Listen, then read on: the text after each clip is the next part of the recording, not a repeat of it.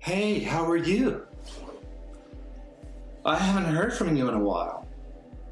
Wondered what you were doing, whether you'd forgotten about me or something. I'm 50 years old, Darren.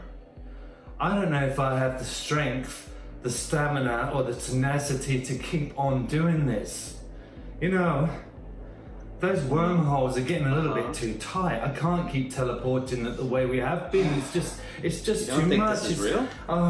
But that then what I you're trying guess, to you know, say? you got to keep going and think this is try and fake? feel younger than what you actually are, because it's all in the mind. Age is just a number, just a concept. I don't know. I'm a little bit confused. You seem a little down. What's wrong? You're still looking pretty, even for 50. I'm sorry, I know that's a sore subject, I know, but you don't have to worry.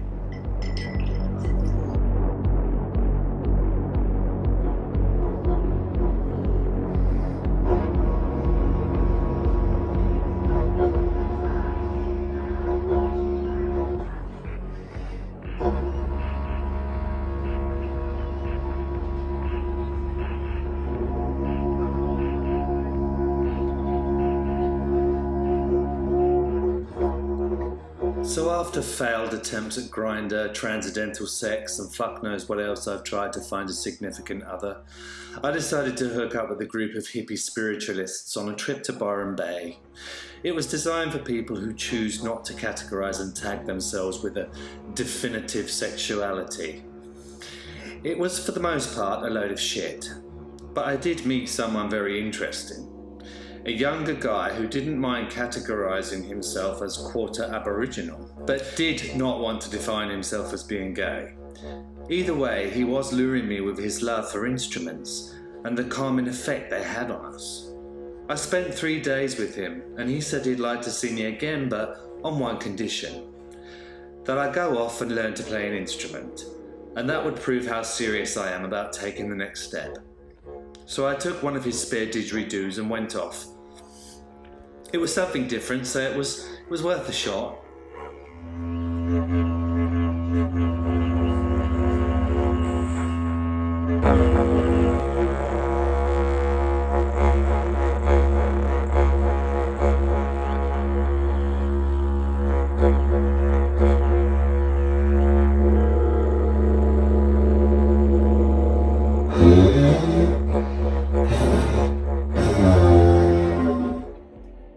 I tried day in, day out to practice this big beauty, but it wasn't happening. So I hooked up with some random bloke at Brisbane Pride on the Sunday and took him back home on the Monday.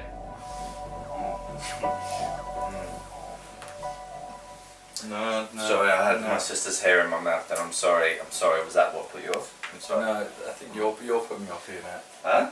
You're putting me off. Okay. But I think my judge of character is way off the radar currently. He liked me at first and he didn't give a shit that I was 50, but narcotics and older men aren't such a good mix. So after that monumental failure of almost having my face splattered on the ceiling, I decided to check out the coast's cruising ground for the first time and last time. I did meet a nice guy, and we fumbled around on the quiet beaches and sand dunes, but as soon as I asked him to divulge more about himself, he told me to fuck off. And he doesn't usually do daddies. Even though he wasn't far off my age, I'd say. So something was still luring me back to the didgeridoo practice. And I know it's supposed to be offensive for a white man to play it or attempt it, but it's such a beautiful sound and very calming, and I have been given a mission by a man who is quarter Indigenous. And we do hold hopes of becoming one, a unit. So, I'm really not helping this narrative at all. Sexual disorientation, Caucasian didgeridoo players. I'll just shut up right now. So with the side of your mouth and your hand on the bum.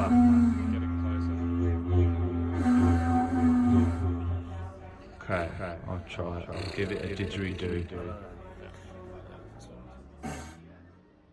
So I practiced and practiced some more, just so that one day I could see my spirit spouse again.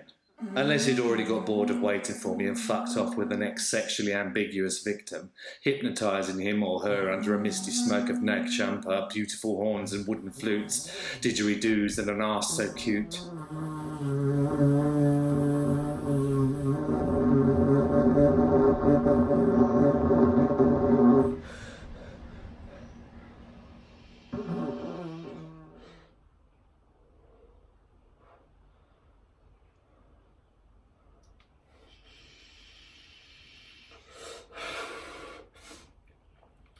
Darren, I'm not sure if I really want to transcend tonight, so I'll just give you a little flash, okay?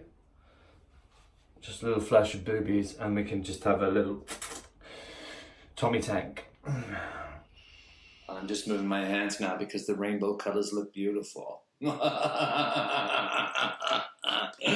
Oh, honey, come on. Get over yourself. You're not with someone. You don't have a significant other. You don't have a partner. You don't have a husband. You don't have a boyfriend. You don't have a lover. Call what you want. Fuck partner.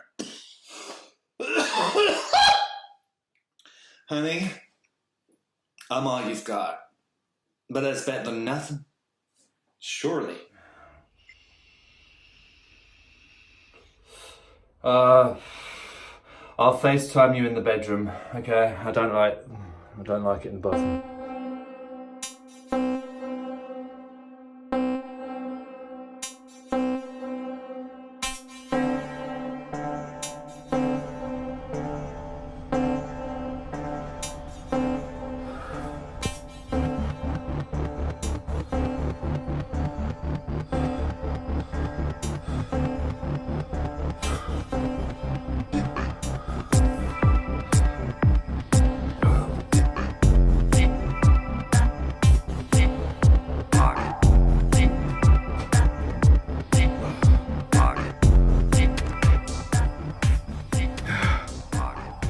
As if this is gonna make you a maestro.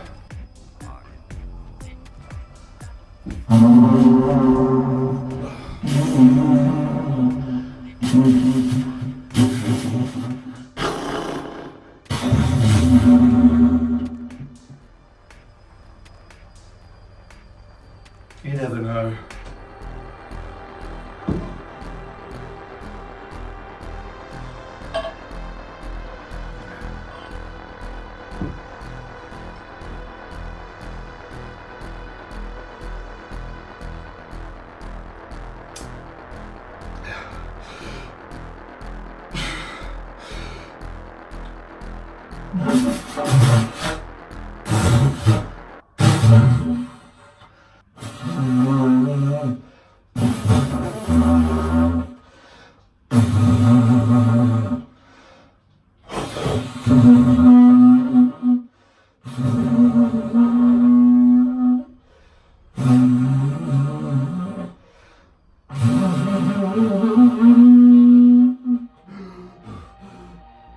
At 50 fucking years old,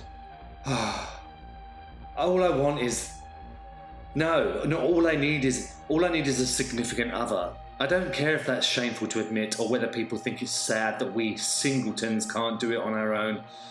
No, we can't after years of being alone. Who doesn't want to come back home to an empathetic, sexy, witty and warm lover at the end of the day? Eventually, I'd got it down packed. Somewhat. Nights and days of pain for my dogs and neighbours, and almost blowing until I collapsed on the floor. I thought I'd finally got it to start sounding okay.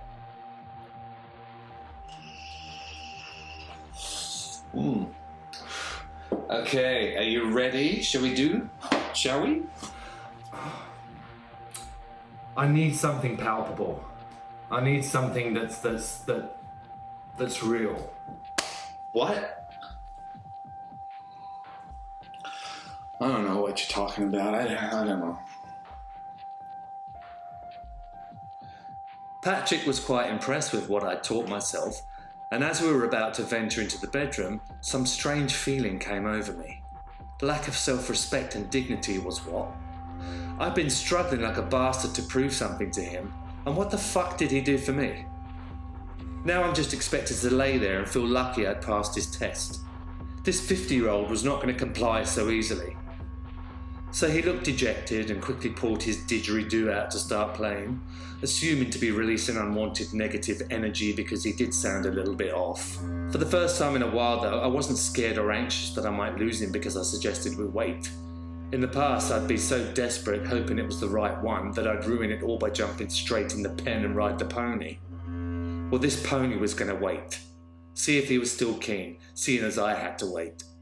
For once, I felt like I was taking some control back.